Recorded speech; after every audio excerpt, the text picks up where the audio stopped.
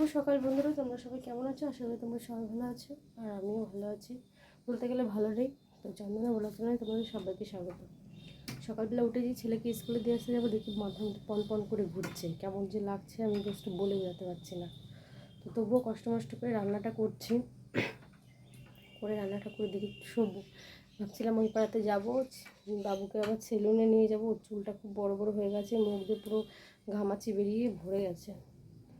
তো রান্না বেশি কিছু করছি না, একটু শাক নিয়ে এসেছিলো, শাক ভেজেছি, বেগুন ভেজেছি, উচ্ছে ভেজেছি, আর আমার যা রেখে গেছিলো বাটা মাছ, ওই 3-4টে বাটা মাছ রান্না করছি। আজকে আমার বোন মাছ নিয়ে নিই, আমি বললাম ওটা রান্না করি, ফ্রিজে থাকলে বেশি দিন ভালো লাগে না, আর পরে তুমি নিয়ে এসে ওকে দিয়ে দিও। বলছি ঠিক আছে, তো সেটাই রান্না করছি।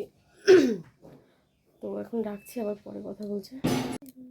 তো বন্ধুরা, সেই সকালবেলা তোমাদের সঙ্গে কথা বলার পরে আবার একটু শুয়েছিলাম। শোয়ার পরে উঠে ঘর মর ঝাড় দিয়ে মুছে টুছে উঠোন ঝাড় দিয়ে তারপর স্নান টান সেরে ওই বাবুকে খাইয়ে আমি কটা খেয়ে এই যে বসেছি। তো চোখের মধ্যে না মানে মাথার মধ্যে শুধু ঘুরপাক করতে, তো ওকে একটু বই নিয়ে বসেছি। কারণ কালকে যাওয়া আর আজকে যাওয়ার কথা ছিল আমার বাবাকে নিয়ে এসে পিজিতে, তো সেখানে তো যাইনি। কিন্তু কি ভাগ্যিস কালকে ক্যান্সেল হয়ে গেছে, নাহলে আমার যে মাথা ঘুরছিলো সকালবেলা, আমি তো ভাবতেই পারিনি যে আমি রান্নাটা করতে পারবো। এত শরীর খারাপ লাগছিলো আমার, আর করবোই না কেন, আমার পেছনে তো আর আমার কেউ নেই করার, আমাকে করতেই হবে, যেরকমই হোকভাবে আমাকে করতেই হবে। একদম শরীর খারাপ হয়ে পড়ে থাকলে ব্যাপারটা আলাদা। এই যেরকম হয়েছিল আমি তো ভাবছিলাম যে আমার হয়তো শুয়ে থাকে, আমি আসছি রান্নাঘরে ভাতটা বসছি, ওকে স্কুলে যেতে পারলাম না, এসে শুধু ঘরে শুয়ে পড়ছিলাম, এত খারাপ লাগছিলো শরীরটার মধ্যে। এখনও মাথাটা ঝিন ধরে আছে। তো স্নান টান সেরে এখন আমি মাথা আসতেনি, সিঁদুরও নিই, ওকে খাইয়ে দিলাম, আমি কটা খেয়েছি। আর এখন কারেন্টটা চলে গেছে, ভালো লাগছে না কিছু। তো আবার তোমাদের সঙ্গে পরে কথা বলছি বন্ধুরা। তো বন্ধুরা, এখন রাত্রেবেলা খেয়েছি, ওই মানে সন্ধ্যার সময় ওই ছেলেকে ঘুম থেকে উঠিয়ে আমিও ঘুম থেকে একটু উঠে তো রান্না করা, ওই সকালবেলা বললাম না যেরকম সেরকম রান্না হয়েছে। তো এখন ওর বাবা আবার একটু মানে আমাদের তো মুরগির দোকান দেখেছো, তো ওর বাবা একটু স্টমাক ছিল, পা ছিল, মেটে ছিল, তো সেই কটা দিয়ে একটু রান্না করলাম। 3টে না 4টে স্টমাক ছিল, আর 4-5-4টে পা ছিল, মুরগির পা আর কি, আর ছিল একটু মেটে, 2-3 টুকরো মেটে ছিল, আর ছোটো ছোটো কী বলে সেগুলো ছিল।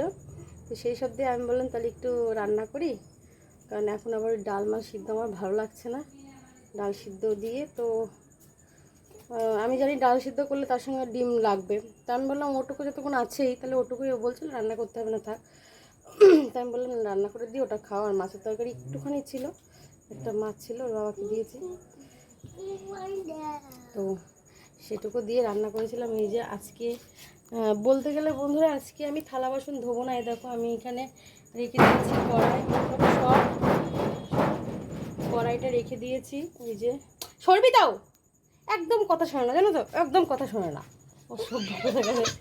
ওই যে কড়াই রেখে দিয়েছি এখানে, আর এইখানটায় হাঁড়ি রেখে দিয়েছে। এই যে ও কোথায় দেখা যাচ্ছে না অন্ধকারে, ওই যে হাঁড়ি, কোথায় হাঁড়ি কোথায় গেল, হাঁড়ি কোথায় গেল দেখা যাচ্ছে না তো, ওই যে হাঁড়ি।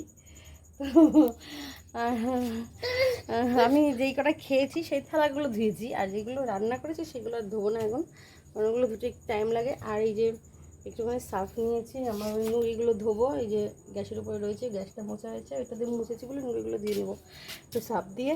এই তাছাড়া আর কী বলবো, তো এখন আর কথা বলবো না, কালকে আবার সকালবেলা তোমাদের সঙ্গে দেখা হবে। এখন বিছানা মিছানা ঝাড়বো। তো জানি আমি সারাদিনের কাজটা খুবই কম দেখাতে পারি, আর আমি তো বলেছি একটা ফোনে 3জন মিলে চালায় আমার একটু অসুবিধা হয়। তারপরে কদিন বাবার টেনশনে আর ভালো লাগছিল না। আর আজকে তো সকালবেলা আমি ভাবতেও পারিনি যে আমার শরীর এত খারাপ লাগবে, হঠাৎই আমার কান্না পেয়ে যাচ্ছিলো।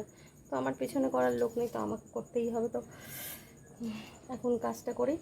তো আমার ভিডিওটা ভালো লাগলে অবশ্যই লাইক কমেন্ট শেয়ার ছোট্ট করে সাবস্ক্রাইব করে দেবে। কমেন্ট তো কেউ করেই না, জানি যে করে না কেন, যে সবার কমেন্টে দিয়ে রাখতে পারিনি তাই। তো আমি বলছি তো এবার থেকে করো, আমি চেষ্টা করব রাখার। তো আমার ভিডিওটা ভালো লাগলে অবশ্যই লাইক কমেন্ট শেয়ার ছোটো করে সাবস্ক্রাইব করে দেবে, আর যারা নতুন তারা অবশ্যই সাবস্ক্রাইব করবে আর আমার পাশে থাকবে। তো শুভরাত্রি, তোমরা সবাই ভালো থেকো, বাই।